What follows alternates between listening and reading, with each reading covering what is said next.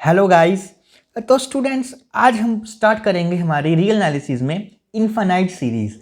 तो मैंने पिछले लेक्चर्स में आपको जो हमारी सीक्वेंस है, that is sequence of real numbers, उसकी कंप्लीट जो आपको लेक्चर्स हैं वो प्रोवाइड किए गए हैं, जिसका लिंक आपको डिस्क्रिप्शन बॉक्स में मिल जाएगा। तो आज हम हमारा नेक्स्ट चैप्टर स्टार्ट करेंगे, दैट इज इनफाइनाइट सीरीज। तो इस लेक्चर में बेसिकली हम तीन चीज़ें पे बात करेंगे।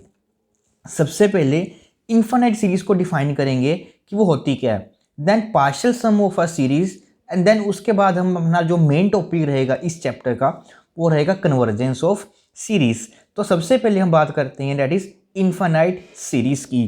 तो देखिए, हमने सभी ने पढ़ा हुआ है कि अगर मेरे पास ए एन, हम कोई भी एक सीक्वेंस लेते हैं, दैट इज अगर ए एन सीक्वेंस है और यहाँ पे अगर हम डिफाइन कर लेते हैं that is A1, A2, A3, A4, A5 and so on, तो ये हमारे पास कोई भी एक इन्फाइनाइट सीक्वेंस होती है। तो अब जब मैं ये इन्फाइनाइट नंबर्स को एडअप करता हूँ, that is A1 plus A2 plus A3 plus A4 and plus A5, तो जब भी हम किसी भी सीक्वेंस की टर्म्स को एडिशन में लिख देते हैं तो वो बन जाती है हमारी सीरीज़। तो यही हमारे पास पड़ी है, एक सीरीज़ पड़ी है। या तो हम इसको इस तरह से डिनोट करेंगे या फिर हम इसी चीज़ को इस तरह से भी लिखेंगे इसमें, that is summation of a n, that is यहाँ पे एन हमेशा वेरी करेगा हमारा 1 से लेके इन्फिनिटी तक, या ये नोटेशन को हम यूज़ करेंगे, या फिर इस सम को डिनोट करने के लिए हम ओनली यहाँ पे डालेंगे समीशन और यहाँ पे आ जाएगा आपका a n, that is nth term of the sequence. तो बेसिकली पूरे के पूरे आपके इस टॉपिक में हम ये सिंबल या ये सिंबल या फिर ये चीज़ को यूज़ करेंगे। तो ये थी आपके पास इन्फाइनाइट सीरीज़ की डेफिनेशन। अब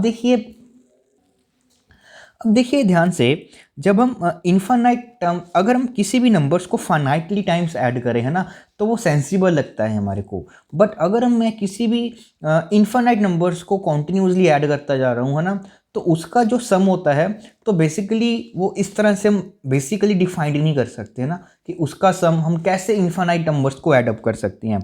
तो इस चीज़ को ओवरकम करने के लिए मतलब कि हम पढ़ेंगे that is the partial sum of the series. तो देखिए, पार्शियल सम को हम किस तरह से डिफाइन करते हैं, ध्यान से देखिए। सबसे पहले हम मानते हैं कि A1, A2, A3, A4 and so on, ये हमारे पास क्या पड़ी है, एक इन्फाइनाइट सीक्वेंस पड़ी है। अब देखिए, मैं नोटेशन यूज़ कर रहा हूँ यहाँ पे S1।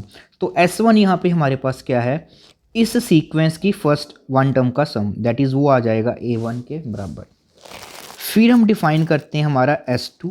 तो बेसिकली यहाँ पे S2 क्या है हमारे पास, कि जो हमने वो सीक्वेंस ली है उनकी पहली दो टर्म का जो भी सम होगा उसको हम डिनोट करेंगे S2 के साथ। फिर हमारे पास आ जाता है S3।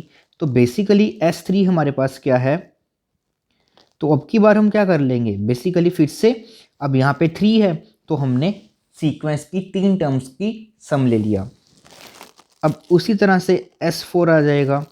तो इसमें क्या करेंगे हम, यहाँ पे 4 है तो बेसिकली हम उस सीक्वेंस की पहली 4 टर्म्स का जो भी सम है वो फाइंड आउट करेंगे। तो ये हो गया आपके पास S4। अब बिल्कुल उसी तरह से हम इसको जर्नल में डिफाइन करते हैं कि दैट इज़ Sn।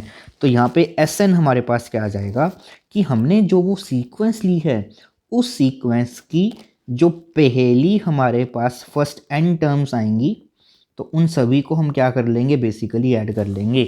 और जो ये आपके पास Sn मतलब कि जो सम आता है, इसको ही हम क्या बोलते हैं, हमारा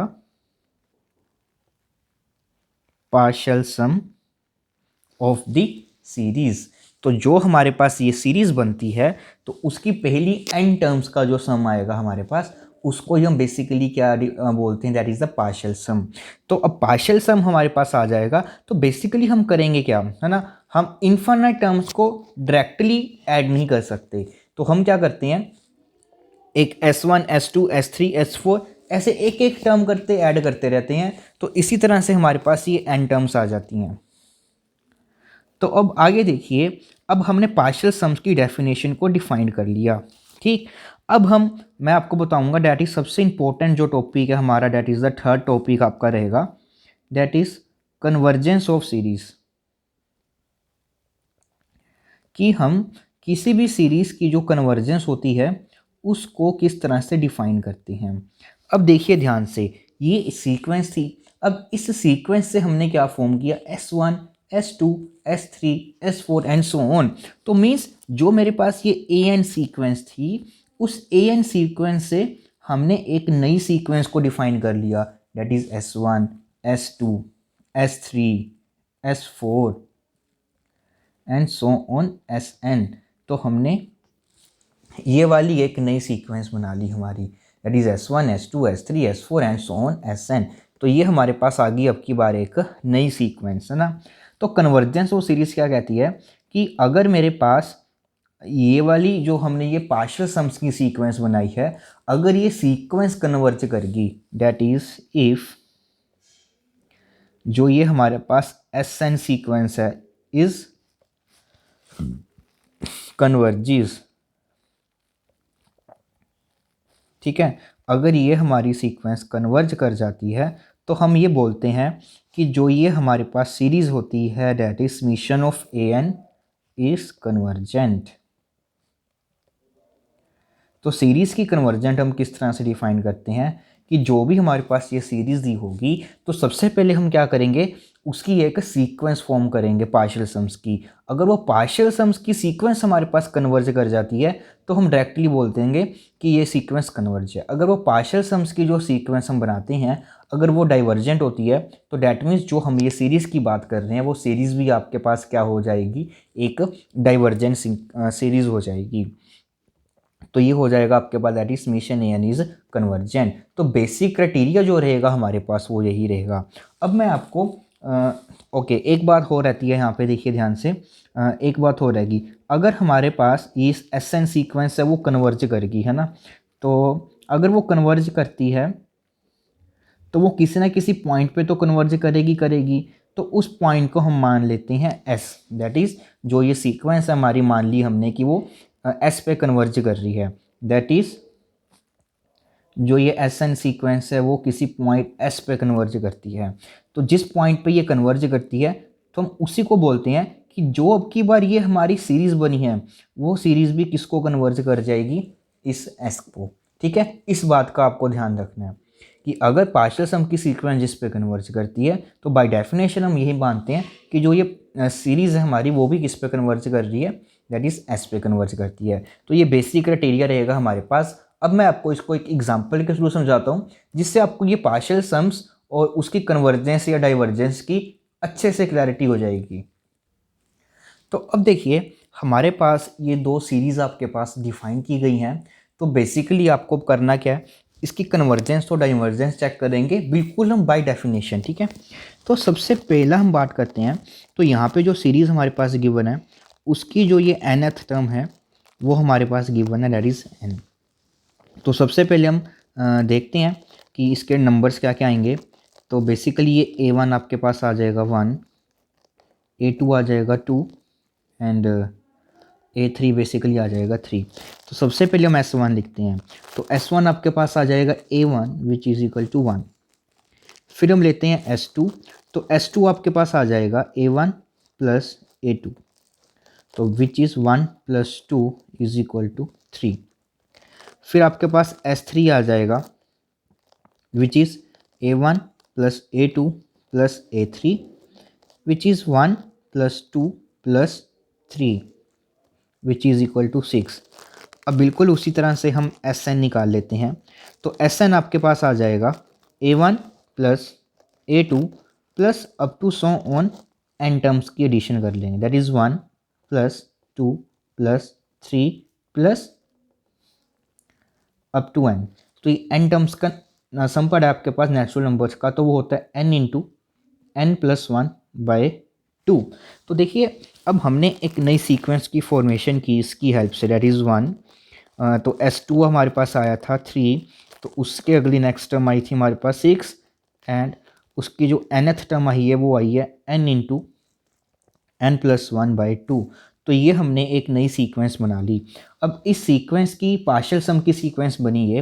अब उसकी जो nth टर्म है वो आई n+1/2। और आप देख सकते हो कि इसका जो बिहेवियर होगा दैट इज़ वो लाइक करेगा n² विच इज़ डाइवर्जेंट। तो मीन्स जो ये पार्शियल सम की हमने सीक्वेंस बनाई है, ये सीक्वेंस आपके पास क्या है, डाइवर्ज कर रही है। ये पार्शियल सम की सीक्वेंस जो है वो डाइवर्ज कर रही है। अगर ये पार्शियल सम की सीक्वेंस डाइवर्ज कर रही है डैट मीन्स उसके कॉरस्पॉन्डिंग जो ये सीरीज़ बनेगी आपके पास, वो आपके पास क्या होगी, एक डाइवर्जेंट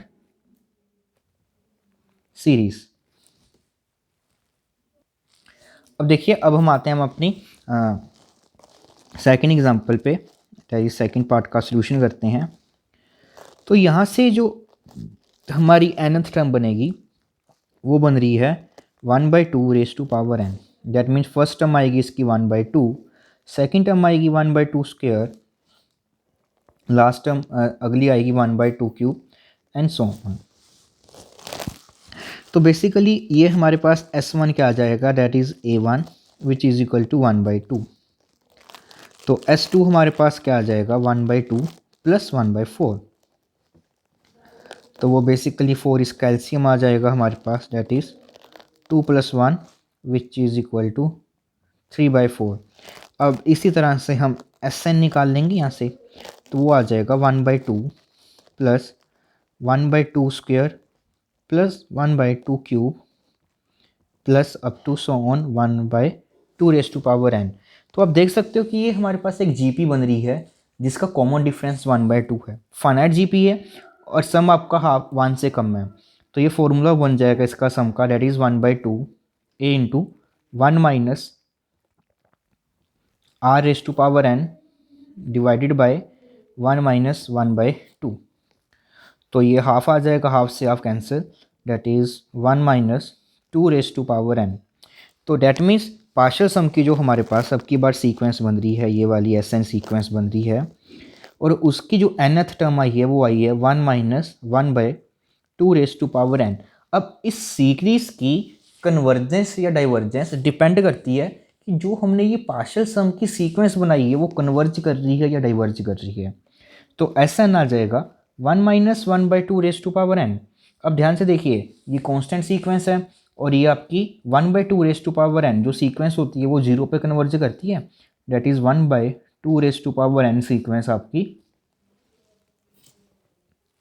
0 पे कन्वर्ज करेगी। That means 1 minus 1/2⁴n, 1 constant sequence वो 1 पे कन्वर्ज करेगी, तो ये सीक्वेंस कन्वर्ज कर जाएगी 1 माइनस 0 पे, डेट इज़ 1 पे।